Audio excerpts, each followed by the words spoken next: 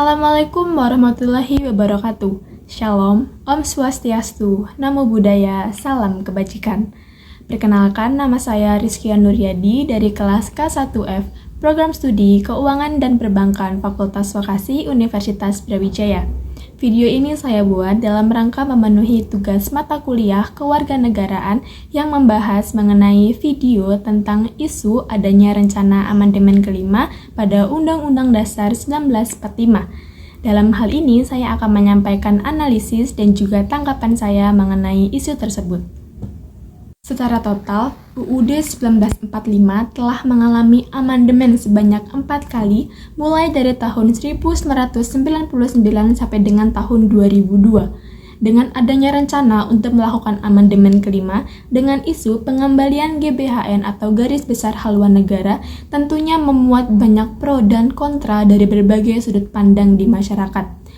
Melalui hasil analisis yang telah saya lakukan, saya menemukan beberapa masyarakat menganggap kalau amandemen kelima ini memang perlu dilakukan karena dipercaya akan menghasilkan dampak yang positif. Tapi tak sedikit juga saya menemukan banyak masyarakat yang menganggap kalau amandemen kelima ini sebenarnya tidak perlu dilakukan karena dianggap hanya untuk menguntungkan pihak-pihak tertentu dalam hal kepentingan kekuasaan.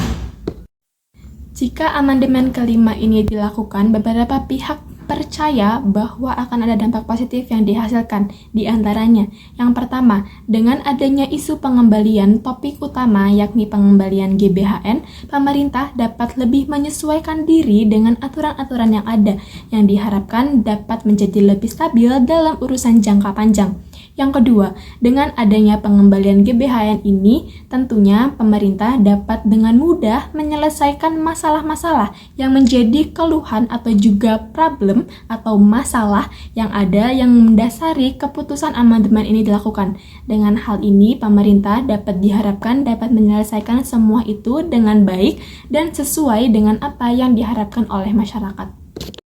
Namun, menurut sudut pandang yang lain, termasuk sudut pandang saya, jika amandemen kelima ini benar-benar dilakukan, akan menimbulkan beberapa kekhawatiran, ketidakpastian, dan juga keraguan dalam masyarakat itu sendiri.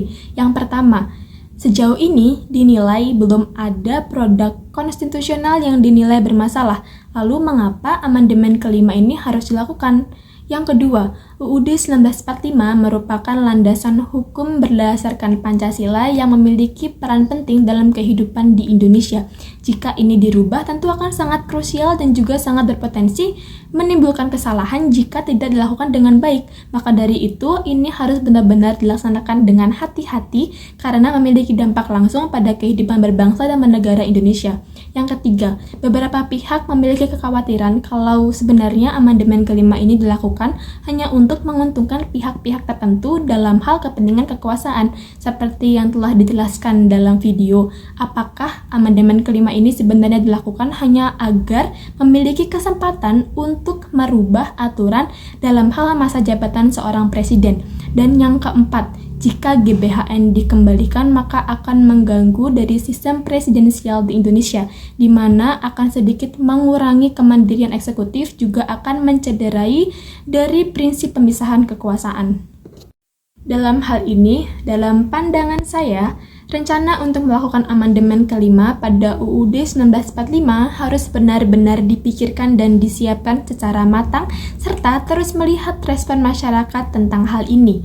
Kita semua tahu kalau aturan dalam sebuah negara memang harus bersifat dinamis, yakni mengikuti perkembangan zaman, tetapi tetap harus berfokuskan pada Pancasila dan berorientasi pada rakyat.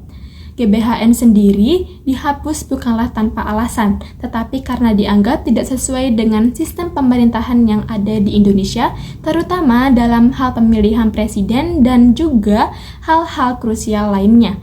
GBHN sendiri dihapus sejak era reformasi dan dampaknya, menurut saya, masyarakat menjadi lebih luas dalam hal pemilihan presiden yang dilakukan secara langsung dan juga ini benar-benar menjunjung sikap atau juga prinsip demokrasi. Secara keseluruhan, apakah amandemen kelima pada UUD 1945 ini diperlukan? Menurut saya, ini harus dikembalikan kepada rakyat sebagai pemegang tertinggi kekuasaan. Apakah rakyat menginginkan amandemen kelima?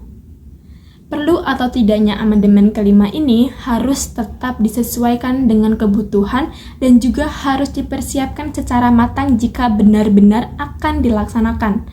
Karena rencana dari amandemen kelima ini dilakukan dengan adanya dasar untuk memperbaiki hal-hal yang selama ini dianggap sebagai keluhan dan juga masalah, bukan sebagai ajang untuk pengambilan keputusan bagi pihak-pihak tertentu untuk kepentingan pribadi. Saya menganggap jika keluhan atau masalah tersebut disebabkan hanya karena sebagian kecil pasal yang harus diperbaiki, sebaiknya lebih baik menggunakan dari undang-undang atau juga peraturan turunannya agar tidak mengganggu langsung kerangka dasar hukum negara Indonesia. Karena saya yakin semua rakyat Indonesia mengharapkan dan juga menginginkan struktur fundamental kerangka dasar hukum Indonesia yang stabil dan tidak terganggu.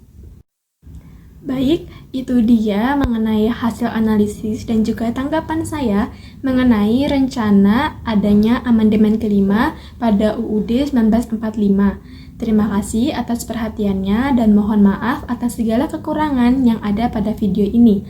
Wassalamualaikum warahmatullahi wabarakatuh.